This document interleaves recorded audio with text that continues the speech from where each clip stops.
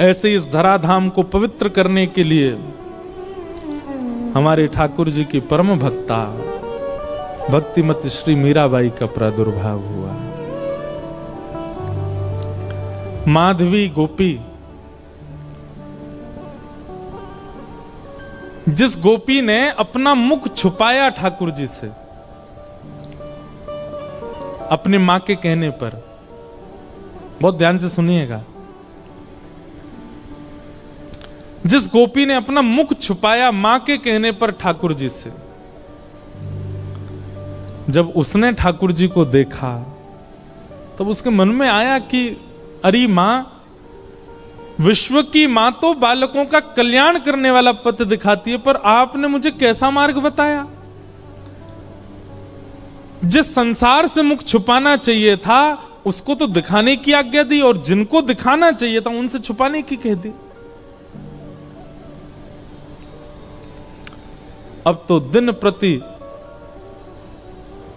बस कृष्ण, मन कृष्ण तन कृष्ण ही हमारो धन, बस कृष्ण देखें कैसे भी। कल थोड़ी कथा में कह चुका था पहले, समय आया इंद्र पूजा बंद करके सब ब्रजवासी गोवर्धन पूजा करने के लिए गए, और 84 कोस के जितने ब्रजवासी हैं सब इकट्ठे भये। और वहीं इंद्र ने जब कोप करके वर्षा की, 7 बरस के ठाकुर जी ने 7 कोस लंबे चौड़े गिरिराज पर्वत को अपनी बाम हस्त की कन्नी उंगली पर धारण किया।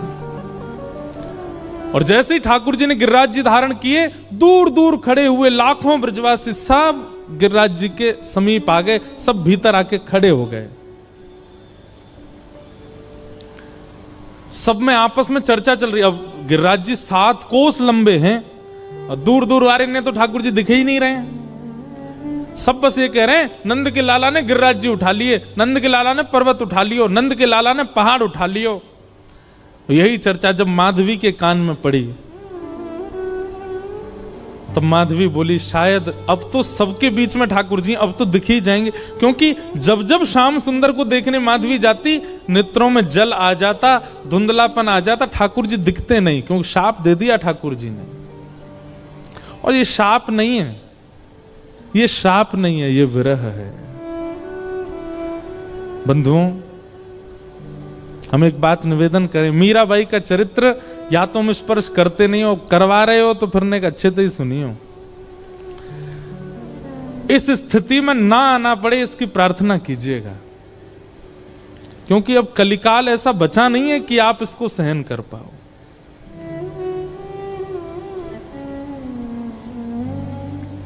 ठाकुर जी दिखते नहीं है मीरा को, माधवी को, लेकिन आज सोचने लगी सबके बीच में ठाकुर जी खड़े, यहां तो मैं छुप के देख ही लूं उनको, शायद दिख जाएं। और अनेक प्रयास करके दूर से जैसे तैसे भीड़ छांटती भई मीरा, माधवी, मीरा उनका कलयुग का नाम, माधवी द्वापर का नाम। माधवी जैसे ही पहुंची, त्रिमंगलली श्याम सुंदर अपने बाम हस्त की कन्नी उंगली के नख पर गिरिराज जी धारण करके खड़े हैं, अपने दाहिने हस्त से मुरली अधर पर रख करके और कोमल उंगलियों से सुंदर बीच बीच में ध्वनि बजा रहे हैं। नंददास जी उसका वर्णन करते हैं, कान्हा कुंवर के कर पल्लव पर मानो गोवर्धन नृत्य करे, ज्यों ज्यों तान उठत मुरली में त्यों त्यों लालन अधर धरे। मेघ मृदंग मृदंग बजा, मेघ मृदंगी मृदंग बजा में, मेघा को जल यों जो झरे। ग्वाल ताल दैनी को गावे, गायन को जो सुर भरे।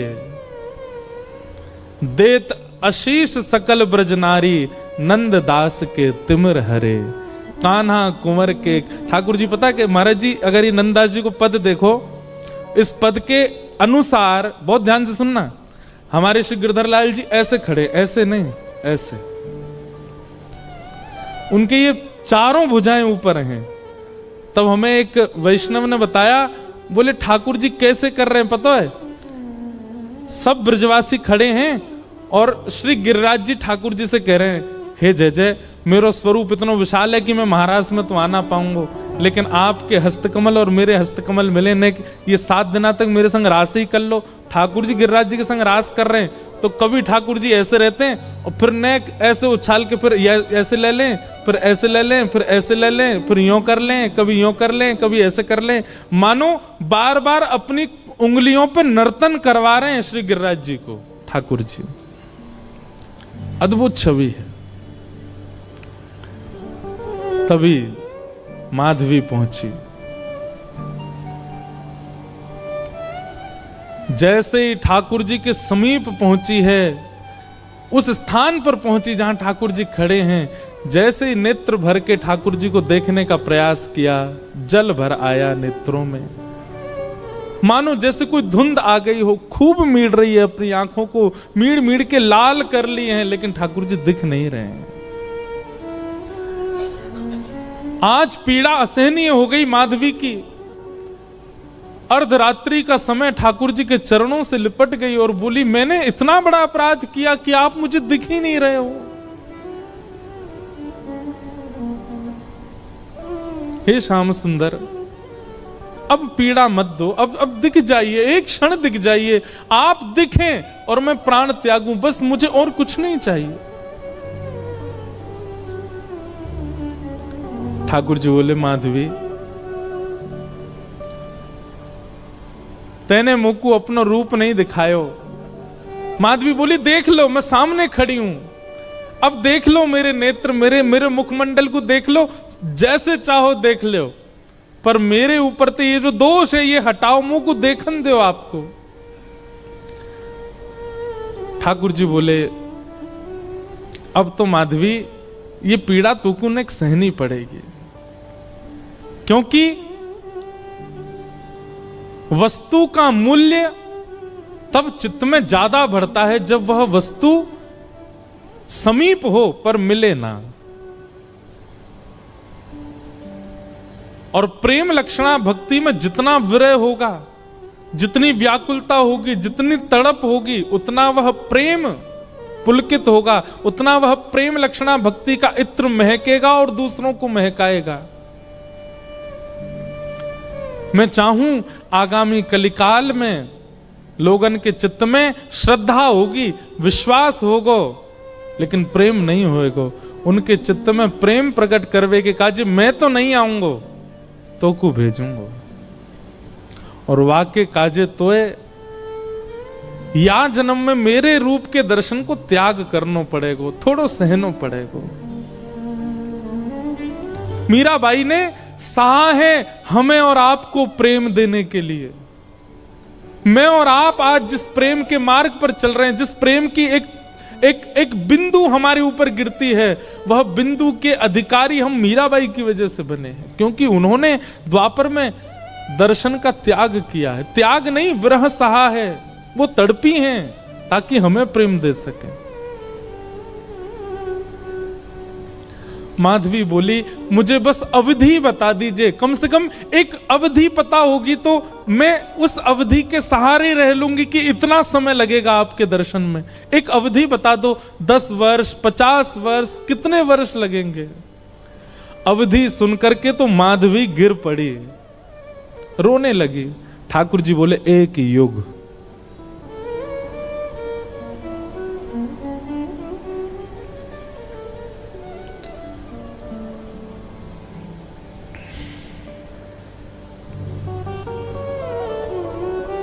हम क्या विरह सहते हैं जीवन में, किस लिए रोते हैं ठाकुर जी के आगे। क्या विरह दिया कहां उन्होंने हमें, जो माधवी को दिया। 1 युग का विरह। इतना विरह तो किसी गोपी को भी नहीं मिला, इतना विरह तो किसी ब्रजवासी को नहीं मिला जितना विरह माधवी को मिला है। 1 युग का विरह।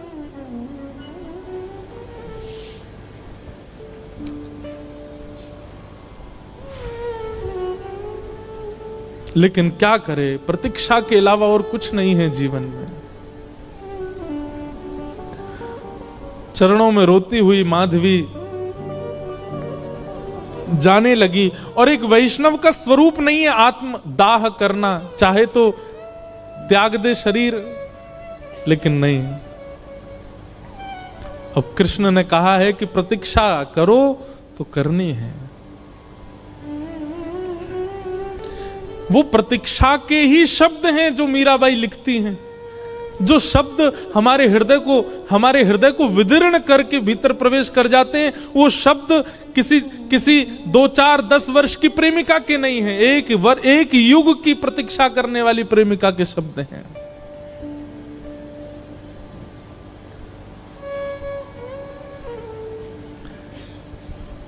प्रतीक्षा कर रही है और द्वापर युग का विश्राम हुआ, माधवी का पांच भौतिक देह विश्राम हुआ, कलिकाल का प्रारंभ हुआ। और इसी कलिकाल में जैसे गंगा प्रकट होने से पूर्व कहती है कि मुझे धारण करने लायक है कोई पृथ्वी में, तब हिमालय ने अपनी गोद पसारी। ऐसे ही ऐसी प्रेम लक्षणा, ऐसी प्रेम की पराकाष्ठा स्वरूपा वो माधवी, उनको धारण करने वाला कोई वंश है। तब मेड़ता का राव दूदाजी का परिवार सौभाग्यवंत हुआ और शरद पूर्णिमा के दिन भक्तिमती मीराबाई का प्रादुर्भाव हुआ। वही माधवी कलयुग में मीरा बन करके प्रकट हुई। मीराबाई का वास्तविक नाम मीरा नहीं है, मिहिरा नाम है। जैसे नरसिंह मेहता जी का वास्तविक नाम नृसिंहराम मेहता, ऐसे ही मीराबाई का मूल नाम मिहिरा है। जन्म हुआ राव दूदाजी के कुलीन परिवार में। बाल्यकाल से ही मीराबाई का स्वरूप स्वभाव अन्य बालकों से बिल्कुल भिन्न है। बहुत शांत प्रशांत स्वभाव की हैं। एक चंचल बालक की तरह ऐसी चंचलता, चपलता, चतुरता नहीं है उनके चित्त में। बहुत सरल, छोटी सी बात पर रीझ जाने वाली, मान जाने वाली, प्रसन्न हो जाने वाली मीरा है। राव दूदाजी के घर में मीरा का जन्म होने का कारण यह है, ध्यान से सुनिएगा। एक वैष्णव बालक यदि आपके घर में जन्मेगा, कोई बालक आपका भविष्य में चलकर के वैष्णव होगा, उसके पीछे कारण क्या होगा? राव दूदाजी एक दिन भी बिना हरि चर्चा के व्यतीत नहीं करते। मेड़ता में एक बार को कोई राजा आ जाए, उसके स्वागत सम्मान में कोई कमी हो सकती है, लेकिन मेड़ता में कोई महापुरुष संत आ जाएं, उनके स्वागत के लिए स्वयं राव दूदाजी जाते हैं। और नित्य प्रतिदिन नवीन संतों का आगमन होता है, अयोध्या से, ब्रजधाम से, द्वारिका से। एक बात कहें बंधुओं, अपने घर के द्वार सबके लिए बंद रखो, पर भगवत भजनानंदी वैष्णवों के लिए कभी नहीं। सदा ऐसा प्रयास करो कि आपके यहां कोई ना कोई आता ही रहे। अगर एक सप्ताह तक कोई ना आवे तो आपके चित्त में चिंता होनी चाहिए कि कोई आया क्यों नहीं। किसी को फोन करके जबरदस्ती टिकट करके बुलाओ, आ जाओ, हमारे घर पर रहो।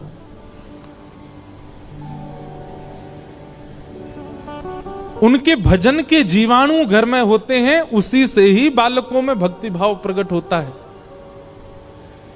मीरा को ऐसे ही नहीं भेज दिया है राव दूदाजी के यहां, क्योंकि उनके यहां नित्य सत्संग होता है।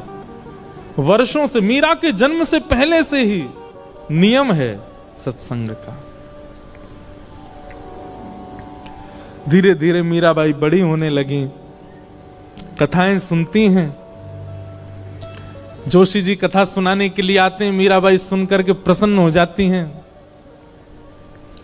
प्रश्न पूछती हैं, ऐसे ऐसे प्रश्न पूछती हैं कि जोशी जी ही स्तब्ध हो जाते हैं।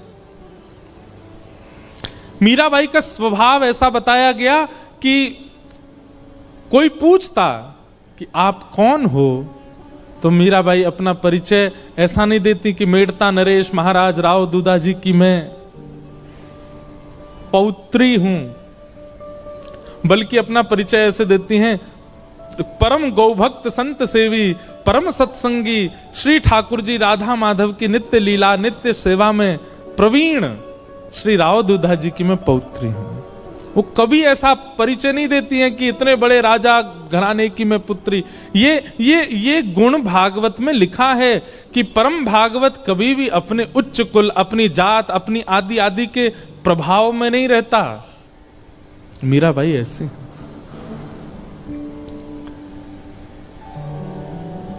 भक्ति के लक्षण तो बचपन से ही हैं।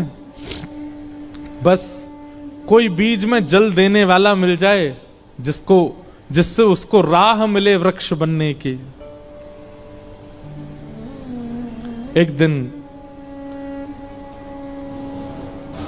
ढोल नगाड़े ताशे बज रहे थे। मीरा दौड़ी दौड़ी अपनी मां के पास गई। मां, ये क्या हो रहा है? कौन सा उत्सव मन रहा है?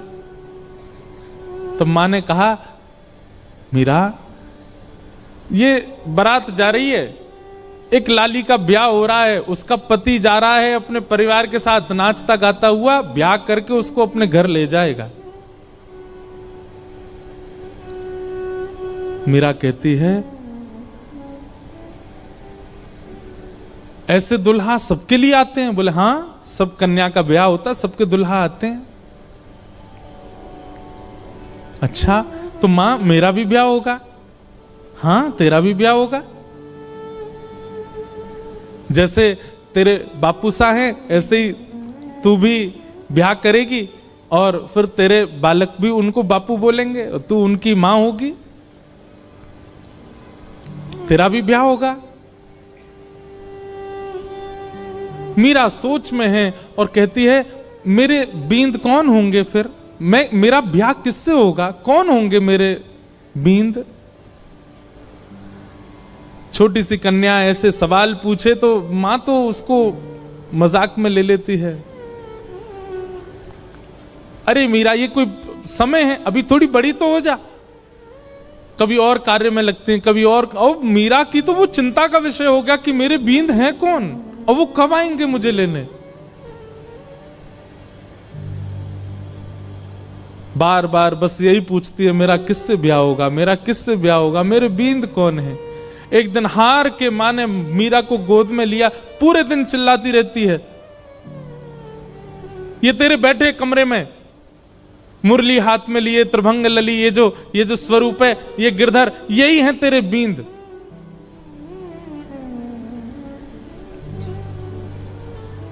स्वरूप देखा ठाकुर जी का और मां ने कह दिया यही है तेरे बींद।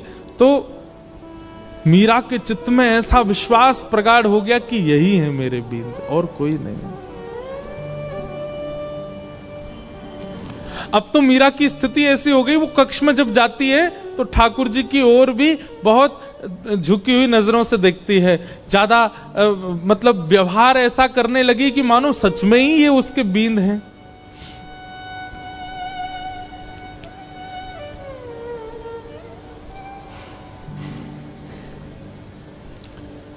संतों से कथा सुनती है और चित्त में ठाकुर जी के प्रति संबंध का प्रगाढ़ विश्वास कर चुकी मीराबाई धीरे धीरे प्रेम लक्षण भक्ति में प्रकट होने लगी। एक दिन एक संत का आगमन हुआ और वे अपने प्रवचन के समय अपने बगल में ही अपने गिरधर गोपाल को विराजमान करके प्रवचन कर रहे थे और छोटी सी मीरा, उनको एक ही चीज की प्रतीक्षा होती थी पूरे दिन की, मां मुझे सत्संग में लेके कब जाएगी। और जैसे ही मीराबाई पहुंची, छोटी सी मीरा कथा सुनते सुनते दृष्टि पड़ी बगल में बैठे हुए गिरधर स्वरूप पर, वो गिरधर गोपाल पर। अपलक नेत्रों से केवल ना प्रवचन सुन रही है ना महाराज जी को देख रही है, वो तो उनके ठाकुर जी को अपलक नेत्रों से देख रही है और बीच बीच में मानो जैसे नेत्रबंद हो जाते हैं और उसको कुछ ब्रजमंडल जैसा दिखने लगता है। उसको कभी कभी वर्षा दिखती है, कभी कभी गिरिराज जी धारण करके ठाकुर जी खड़े हैं और एक गोपी चरण से लिपट करके रो रही है। ऐसा दृश्य उसके चित्त में आने लगा, मानो अपने पूर्व जन्म की स्मृतियां चित्त में प्रकट होने लगी।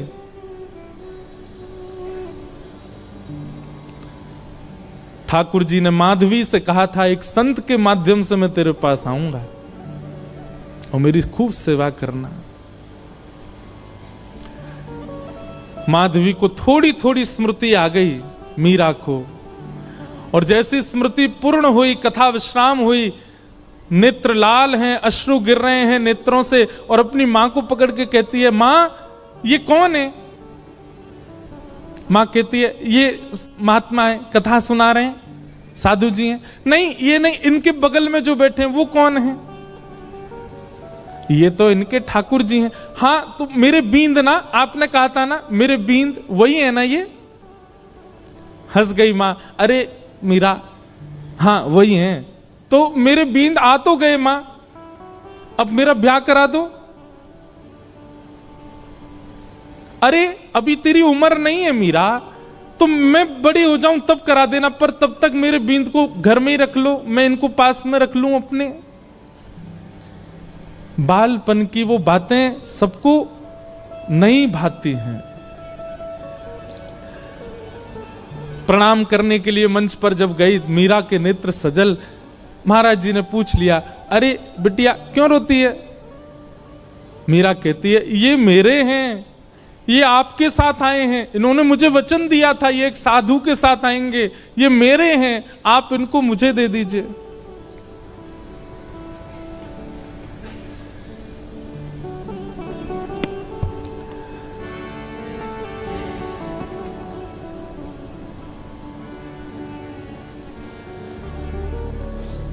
ये मेरे हैं।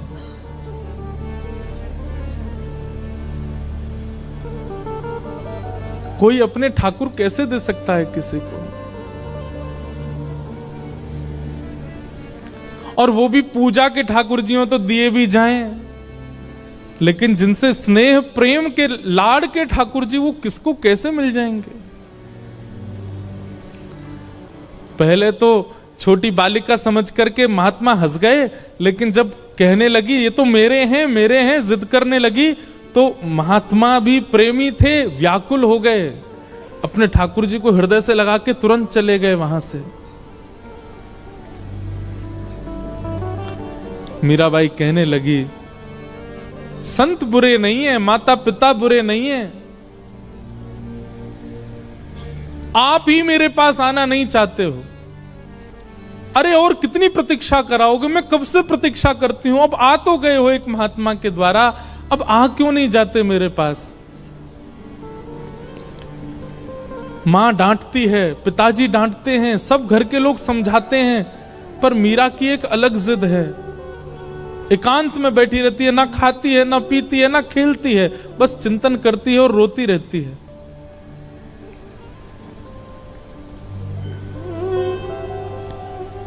प्रतिज्ञा ले ली, मैं अन्न नहीं खाऊंगी, अब मैं प्रयास नहीं करूंगी कि आप आओ मेरे पास,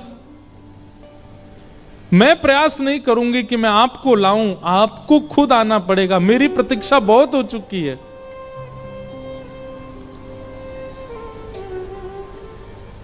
वहां महात्मा ठाकुर जी की सेवा शयन करा करके जैसे शयन में गए, ठाकुर जी उनके स्वप्न में आ गए और स्वप्न में आकर के बोले, बाबा आपने मेरी खूब सेवा करी, खूब मेरे 56 भोग लगाए, खूब मोकू लाड़ प्यार कियो, खूब मोकू डुलायो, इतनो भाव से मेरी सेवा करी बाबा, पर अब आपकी सेवा पूरी है गई। जो बालिका आज कथा में आई, मैंने वाकू वचन दियो है कि मैं आपके माध्यम से आऊंगा, आप उनको जाए के मुंह को दे दो। अब जब ठाकुर जी ही स्वयं आज्ञा कर दें तो फिर कोई कैसे मना करे। रात्रि अर्धरात्रि का समय महात्मा उठे, अपने ठाकुर जी को हृदय से लगा के खूब रोए, जय जय मेरी सेवा में कोई कमी रह गई? नहीं नहीं कोई कमी नहीं बाबा, मैं तो बहुत प्रसन्न हूं, पर अब कछु दिना आप एकांत में भजन करो, फिर मेरी प्राप्ति हो जाएगी। अब आप तो चले जाओगे, फिर मेरी सेवा कौन करेगा? या हमारे सेवा विस्तार के लिए वह कन्या को मोह दे दो। और अर्धरात्रि का समय, नन्ही सी मीरा अनशन व्रत पर मानो बैठी हो, और महात्मा पहुंच गए। ले मीरा है गिरधर तेरा, ले मीरा है गिरधर तेरा। अपने ठाकुर जी को लेकर के गए, सेवा बड़े भावत करियो, सेवा बड़े भावत करियो, रखियो नाने नानेरा हो, रखियो ने नानेरा।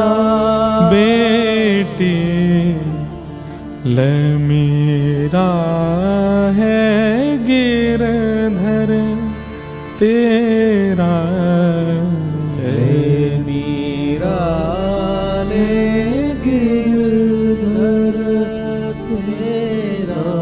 मीरा के चित्त में पीड़ा भी हो रही है और वो नाच भी रही है। नाच इसलिए रही है कि आज मानो जैसे वर्षों और युगों का विरह समाप्त होगा, पर पीड़ा इस बात की है कि मैं एक वैष्णव की सेवा ले रही हूं। उन महात्मा के नेत्रों के आंसू मीरा को बहुत, ये एक वैष्णव का स्वरूप हो जाता है। वो स्वयं पीड़ा में रहना मंजूर रखता है, पर अन्य किसी वैष्णव की पीड़ा देख नहीं पाता।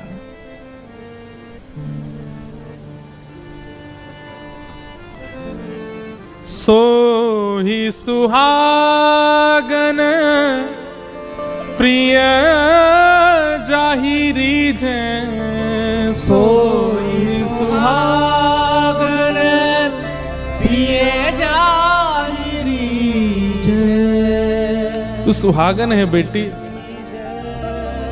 ये पहले मुझसे रीझे थे, मेरे पास आए, लेकिन अब ये तो से रीझ गए हैं। मैं अपनी तरफ से नहीं दे रहा हूं, ठाकुर जी ने आके मुझे आज्ञा दी है कि वो तोते सेवा कराना चाहें।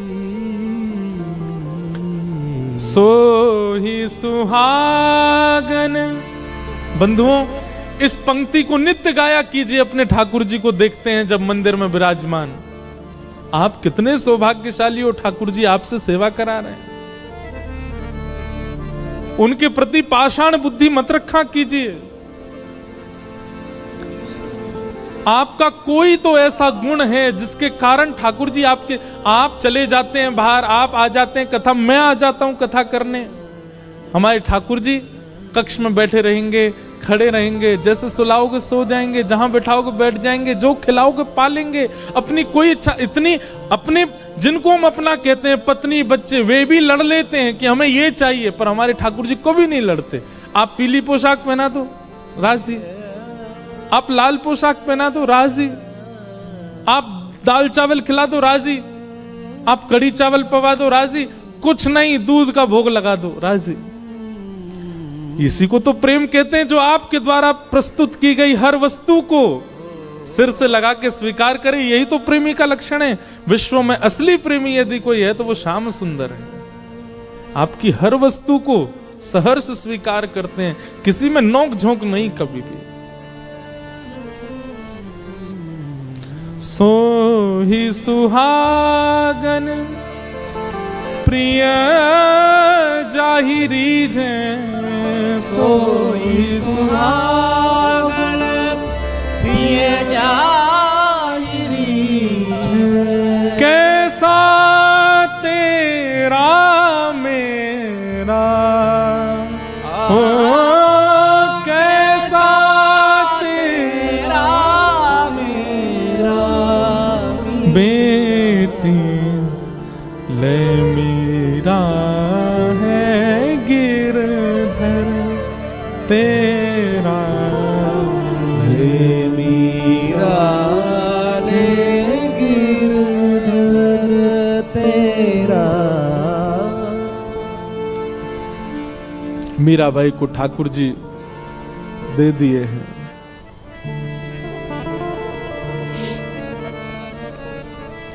चले गए महात्मा।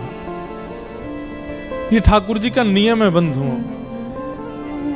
एक को संयोग देते हैं, तो जिसको संयोग दे रहे हैं मानो किसी को वियोग देके आए, और जिसको संयोग दिया है वो तैयार रहे, एक दिन वियोग मिलेगा।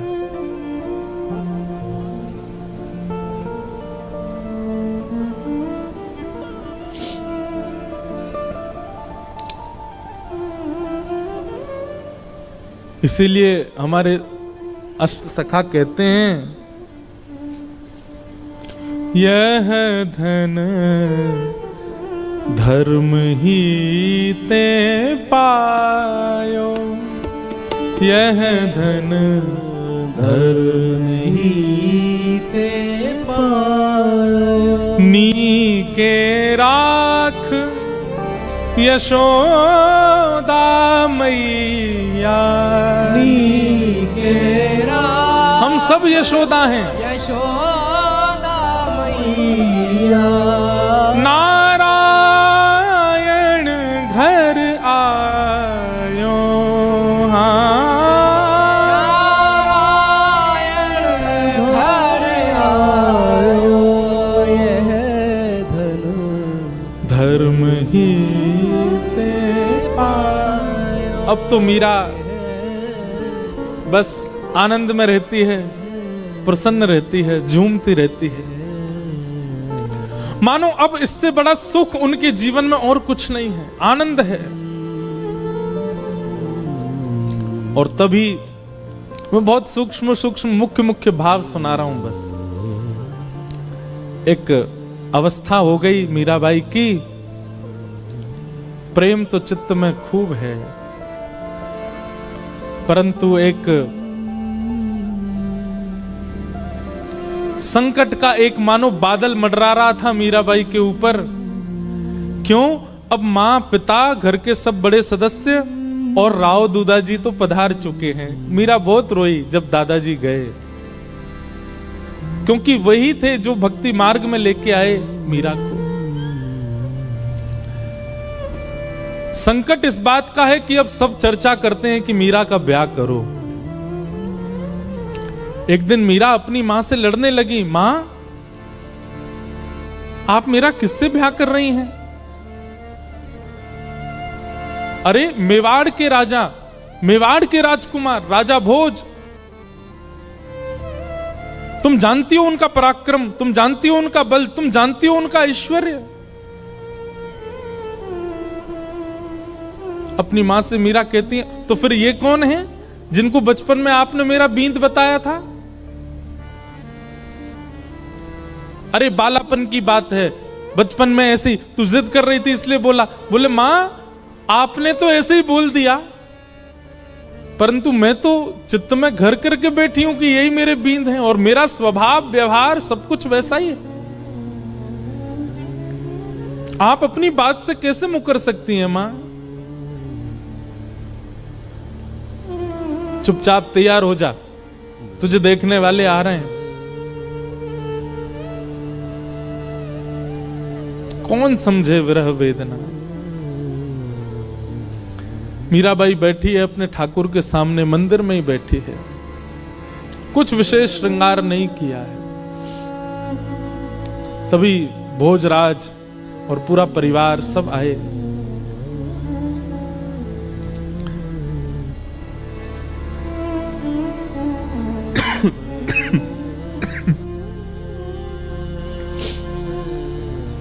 इच्छा प्रकट की कि एकांत में मीरा से बात करना चाहते हैं। मीराबाई बोली, मेरे लिए तो एकांत मेरे ठाकुर जी का स्थान है, जो बात करनी यहीं बैठ के कर लो। सब चर्चा हुई, मीराबाई ने स्पष्ट कर दिया, एक पत्नी जो धर्म का निर्वहन करती है, अगर वो अपेक्षा आप मुझसे रखते हैं और मुझसे ब्याह करना चाहते हैं, तो मैं पहले ही आपको स्पष्ट कर दूं कि मैं उन सब धर्म के निर्वहन में बिल्कुल अपूर्ण हूं, मैं नहीं कर पाऊंगी। आप अपने परिवार में सबसे कह दीजिए मैं उस योग्य हूं नहीं, वो तो मेरे परिवार वाले चाहते हैं इसलिए मैं आपसे चर्चा कर रही हूं। नहीं तो एक स्त्री का जो धर्म होता है पति के प्रति, ससुराल के प्रति, उन सबको, मैं तो अपने घर के प्रति कोई धर्म नहीं निभा पाती एक पुत्री का। इसलिए मैं आपसे पहले ही स्पष्ट कर देती हूं कि एक पत्नी का धर्म मैं नहीं निभा पाऊंगी। भोजराज का उत्तर सुनने लायक है। बंधुओं, मीराबाई का जिनसे ब्याह हुआ वो अत्यंत कुलीन भाव के हैं। उन्होंने कहा मुझे मंजूर है, मैं भी नहीं आपसे अपेक्षा रखता हूं कि आप पत्नी धर्म का निर्वहन मुझसे करें। आपकी सुबह से अभी तक की गतिविधियां देख करके, आपके विचार भाव और आपके हृदय की स्थिति देख करके मैं जान चुका हूं कि आप सामान्य धर्म में नहीं हैं। परंतु अब मेरी इच्छा और ज्यादा आपसे विवाह करने की इसलिए है कि मैं आपसे पत्नी धर्म का निर्वहन नहीं करवाना चाहता। मैं चाहता हूं हमारी मेवाड़ की भूमि में राजा तो बहुत आते हैं, मेवाड़ की भूमि में बड़े बड़े महापुरुष आते हैं, बड़े बड़े योद्धा आते हैं, पर मेवाड़ की भूमि पर अभी तक किसी भक्त के चरण नहीं पड़े। यदि आप मुझसे विवाह करें और हमारी मेवाड़ की भूमि को अपने चरणों से और श्री गिरधर लाल जी के स्थापन से पवित्र कर दें तो ये हमारे लिए बड़े सौभाग्य की बात होगी। मैं इस चर्चा को गुप्त रखूंगा, किसी के सन्मुख नहीं कहूंगा। ये मेरी और आपकी चर्चा है, सबको बताने के लिए विवाह का एक अभिनय होगा, परंतु मैं चाहता हूं कि आपके चरण हमारी मेवाड़ को पवित्र करें। बाकी जैसी आपकी इच्छा होगी, मेरी उसमें कोई अतिशयोक्ति नहीं होगी। और ऐसा कहकर के भोजराज चले गए। मीराबाई ने कोई उत्तर नहीं दिया। लेकिन प्राचीन भारत में कहां पूछा जाता है, सबने पक्का कर दिया ब्याह।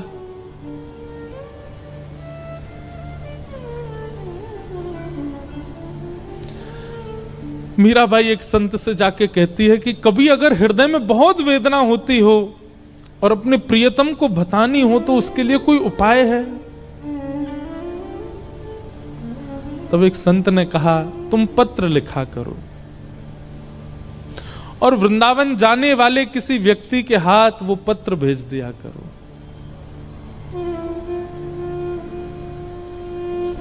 बहुत प्यारा पद है मीराबाई का। मीराबाई आज पत्र लिखने के लिए बैठी है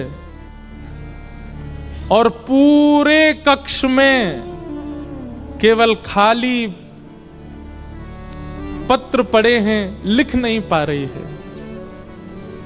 बार बार एक एक पन्ना फाड़ती है, फिर कुछ लिखती है और लिख करके फिर उसको फेंक देती, फिर दोबारा लिखती है, फिर फेंक देती, फिर लिखती है।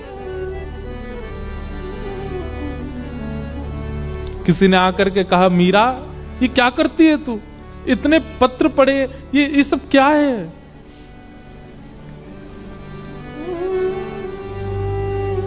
पत्तियां मैं कैसे लिखूं, लिखी ही न जाए। पत्तियां मैं कैसे लिखूं, लिखी ही न जाए। पत्तियां मैं कैसे लिखूं, लिखी ही न जाए। पत्तियां मैं कैसे लिखूं, लिखी ही न जाए। क्यों?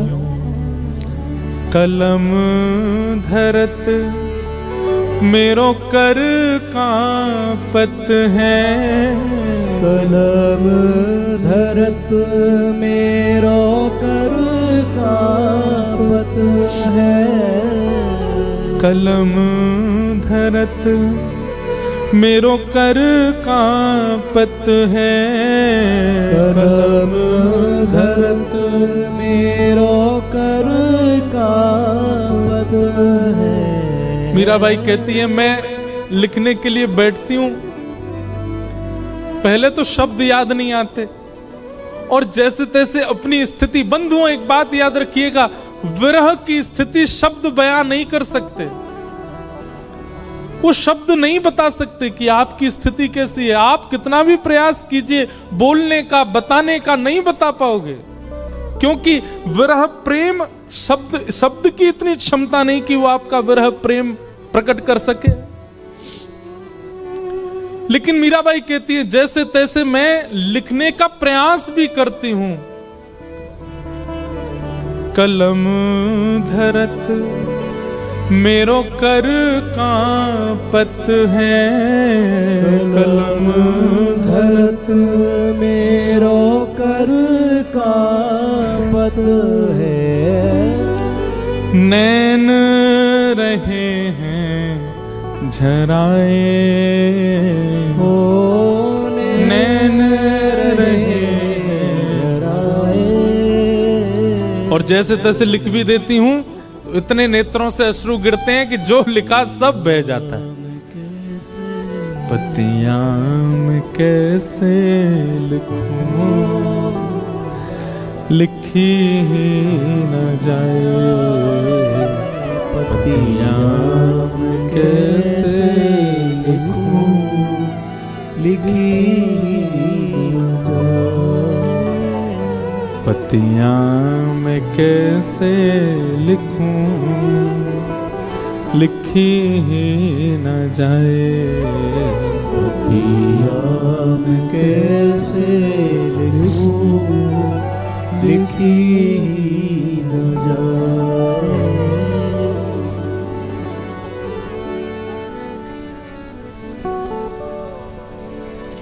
मीराबाई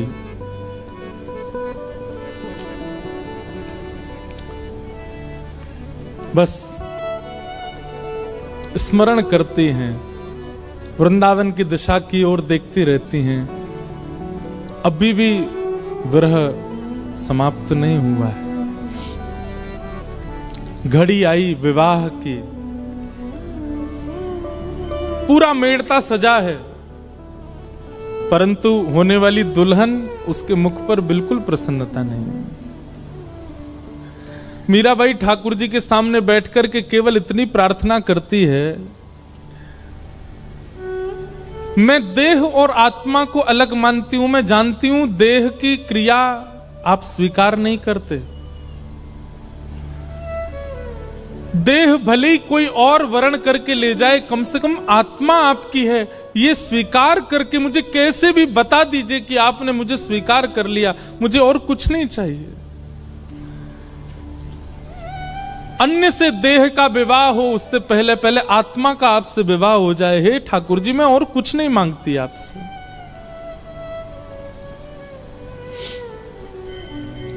रात्रि में मीरा रोते रोते सोई हैं और तभी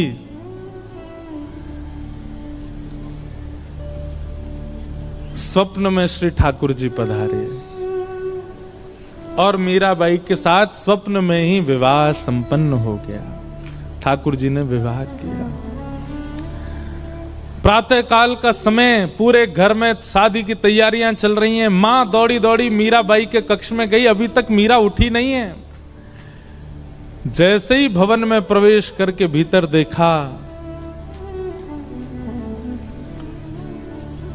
एक नवीन शादी का जोड़ा पहने हैं, हाथों में मेहंदी रची हुई है, मांग में सिंदूर भरा है, गले में सुंदर ऐसा अद्भुत मंगलसूत्र पहन रखा है, यहां तक केवल चूड़ियों से अलंकृत हाथ हैं। अद्भुत श्रृंगार और प्रसन्न मुद्रा में मीरा सोई है। मीराबाई के विवाह के लिए जो पोशाक मंगाई गई है वो तो दूर रखी है, ये एक नवीन पोशाक, और ऐसी पोशाक की मेड़ताओं ने भी कभी नहीं देखी होगी।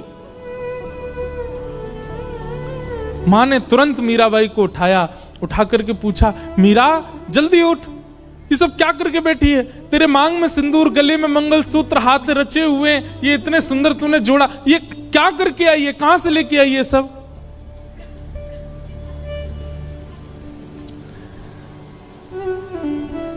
मीराबाई जोर से हंसी, अपना माँ का हाथ पकड़ के कहती है, माँ माई सपनानु वरना दीनानाथ दीनानाथ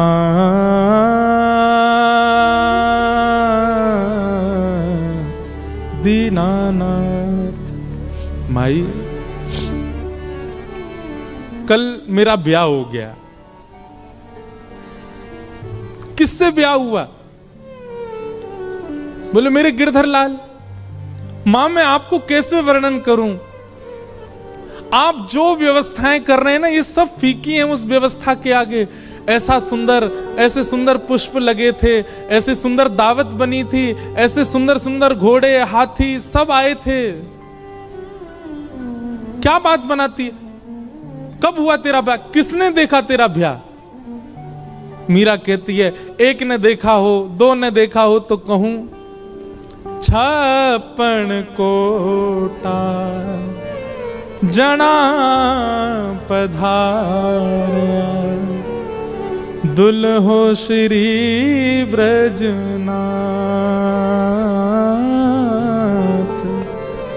दुल्हो श्री ब्रजनाथ।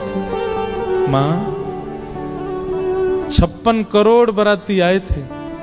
सब देवी देवता, ब्रह्मा, शिव, रुद्र, सनकादि सब आए थे मेरे ब्याह में। और इन सब बरातियों के बीच एक सुंदर से हाथी पर सहरा बांधे, अद्भुत पोशाक पहने, मधुर मुस्कान, कटाक्ष नेत्र, मधुर घुंघराले केश, हाथ में मुरली लिए मेरे दुल्हा बनकर के साक्षात ब्रजनाथ श्री कृष्ण आए थे। दुल्हो श्री ब्रजनाथ। बहुत सुंदर वर्णन। मीराबाई अपने स्वप्न के विवाह का वर्णन कर रही है अपने मां के आगे।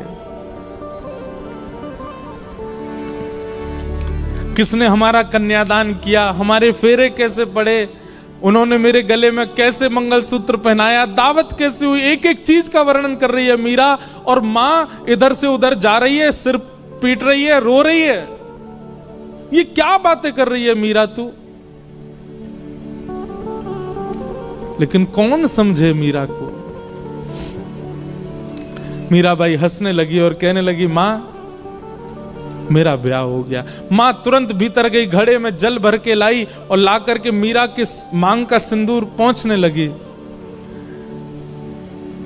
मीरा कहती हैं, अब चाहे जो कर लो मां, ये देह चाहे जिसको दे दो, पर आत्मा को तो स्वीकार कर लिया है श्याम सुंदर ने। अब मैं राजी राजी चली जाऊंगी जहां भेजोगी, मुझे अब परवाह नहीं। मैं जिनकी हूं उन्होंने मुझे स्वीकार कर लिया है। कितनी पीड़ादायी बात है। मीराबाई का पुनः श्रृंगार किया गया और फिर मंडप में ले जाया गया।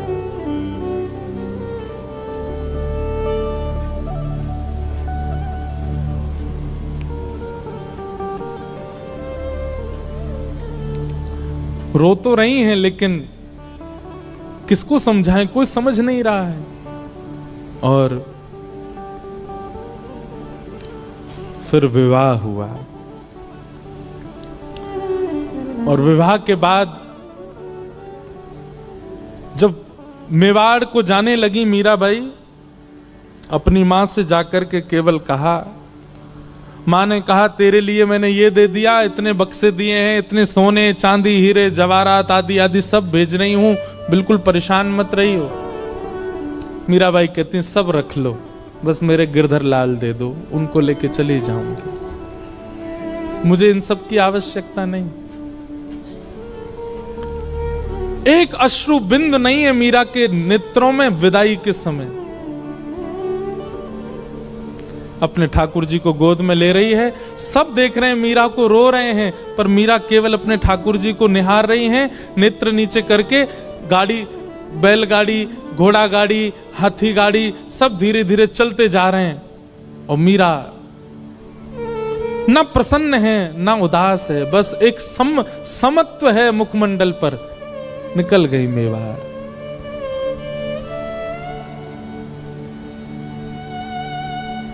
मीरा का प्रेम कौन कह सकता है? इस तुच्छ मुख से कितना कहें उनका प्रेम। केवल त्याग है पूरे जीवन में और कुछ नहीं। आ गई, विवाह हो गया। विवाह के बाद उनके पति अनुकूल थे, उनकी पूजा में कभी विक्षेप नहीं होने देते थे। लेकिन ठाकुर जी की पता नहीं कैसी लीला है कि जो अनुकूल होता है भक्ति में उसको दूर कर देते हैं। और एक दिन आगरा के युद्ध में पूरे परिवार में केवल मीरा का संग देने वाले उनके पति, उनको इतने बाण लगे कि वे मरणासन अवस्था में आ गए। मरणासन अवस्था में जब लाया गया, वैद्य ने लेप करके उनको जब कक्ष में लिटाया, मीरा दूर खड़ी खड़ी देख रही है और एक मित्र के भांति दोनों चर्चा करते हैं। लेकिन भोजराज मीरा के प्रति गुरु का भाव रखते हैं। भोजराज कहते हैं, मैंने आपका स्पर्श कन्यादान के समय किया था, आपके हस्त कमल का, परंतु अब मुझे लगता है मेरा अंत समीप है, उससे पूर्व में एक बार आपका स्पर्श करना चाहता हूं। मीराबाई कुछ नहीं बोली। तो भोजराज कहते हैं, मैं एक बार केवल आपके श्री चरणों का स्पर्श करना चाहता हूं।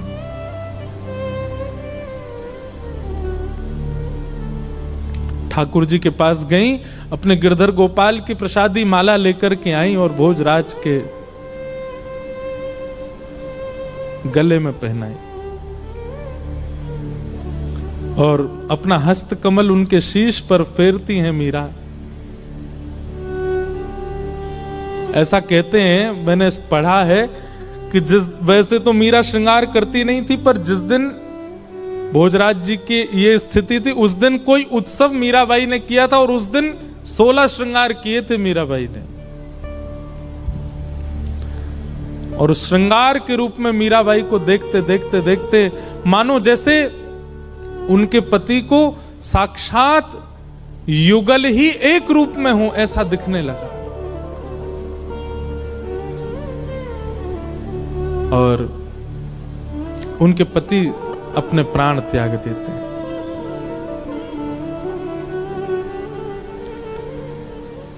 अब पूरे मेवाड़ में एक भी व्यक्ति मीराबाई के पक्ष का नहीं है। ऐसा सुनने में आता, उनके ससुर जी भी पक्ष में थे, वे भी चले गए और कोई पक्ष का नहीं है, सब विपक्षी हैं।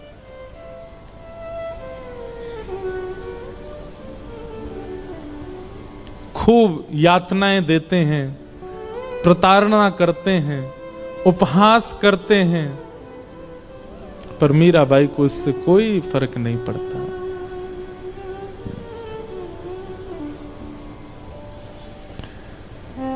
एक बार जब वैद्य को विष बना करके देना पड़ा और मीराबाई चरणामृत समझ के पी गई, कुछ हुआ नहीं, तब उसी वैद्य को 2 बूंद पिला दी गई राणा के द्वारा, मर गया वो वैद्य। तब मीराबाई के चित्त को क्षोभ हुआ कि मुझ तक पीड़ा रहे मैं सह लूं, पर मेरे अलावा किसी और को मिले ये मैं सहन नहीं कर सकती। गोस्वामी तुलसीदास जी को पत्र लिख करके मीराबाई ने अब पूछा क्या करूं। तब गोस्वामी जी ने आज्ञा की कि अब ऐसों का त्याग करो जो हरि विमुख है। और मीराबाई मेवाड़ से अभी वृंदावन नहीं गई, मेड़ता गई, और फिर मेड़ता से वृंदावन मीराबाई बहुत विलंब से गई, क्योंकि वृंदावन उनके रोम रोम में बसता है, वृंदावन उनके हृदय में बसता है, वृंदावन उनके चित्त में बसता है। आगे लीला में मीराबाई वृंदावन गई और फिर वृंदावन में कैसे उनको निकुंज का, रास का दर्शन हुआ, वो सब लीला हम सुनेंगे। आइए मीराबाई के इस सुंदर भाव को यहीं विश्राम देते हैं और फिर आगे का प्रसंग हम सुनेंगे। गिरधर जन्म मरण रासाते, गिरधर जन्म मरण रासाते, गिरधर जन्म मरण रासाते। मीराबाई जन्म मरण रासाते, हो आए नाए बिस्तरू में दिन राती, हो आए नाए बिस्तरू में दिन राती, हो आए नाए बिस्तरू में दिन राती, हो आए नाए बिस्तरू में दिन राती, गिरधर जन्म मरण रासाते, गिरधर जन्म मरण रासाते, गिरधर जन्म मरण रासाते, गिरधर जन्म मरण रासाते, ओ पल पल पिय को रूप निहारूं, निरख निरख सुख पाती, पल पल पिए को रूप निहारूं, निरख निरख सुख पाती,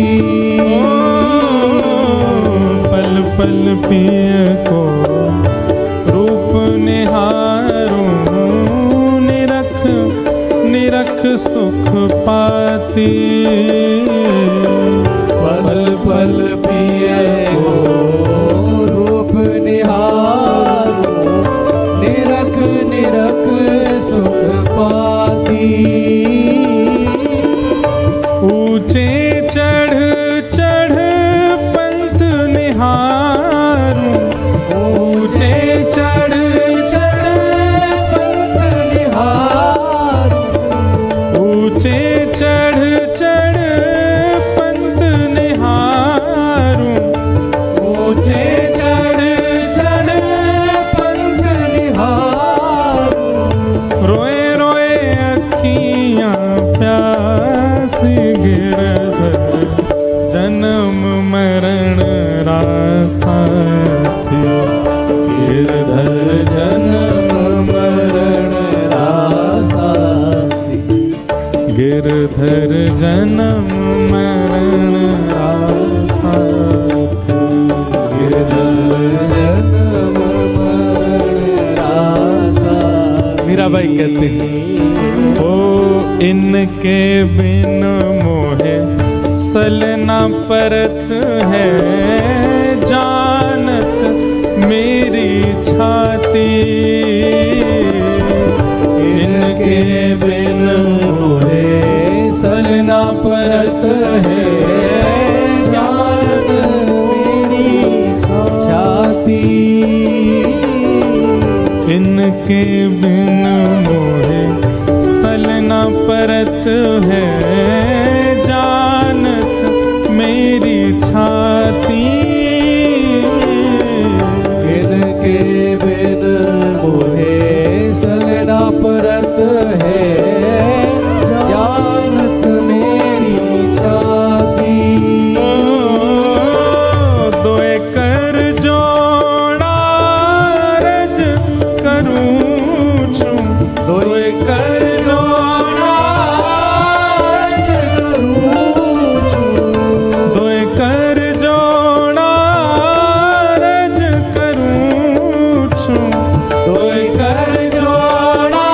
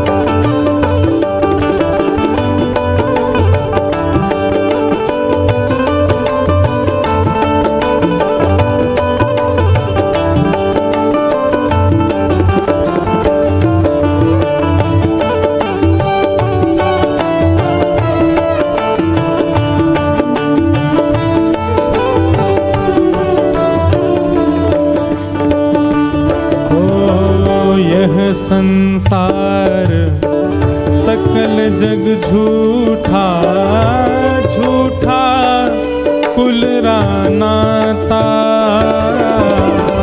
ये संसार सकल जग झूठा, झूठा कुल रानाता। यह संसार सकल जग झूठा, झूठा कुल रानाता। ये संसार सकल जग झूठा, झूठा कुल रानाता। मीरा के प्रभु गिरधर नागर, मीरा के प्रभु गिरधर नागर। मीरा के प्रभु नटवर नागर। मीरा के प्रभु नटवर नागर। हरिचरणा चितराची गिरधर जन्म मरण रासा। गिरधर जन्म मरण रासा थी। ओ मीरा के प्रभु गिरधर नागर। मीरा के प्रभु गिरधर नागर। मीरा के प्रभु नटवर नागर। मीरा के प्रभु नटवर नागर। हरिचरणा चितराची गिरधर जन्म मरण रासा। गिरधर जन्म मरण रासा थी। गिरधर जन्म मरण रासा। गिरधर जन्म मरण रासा थी। गिरधर जन्म मरण रासा। गिरधर जन्म मरण रासा थी। गिरधर जन्म मरण रासा।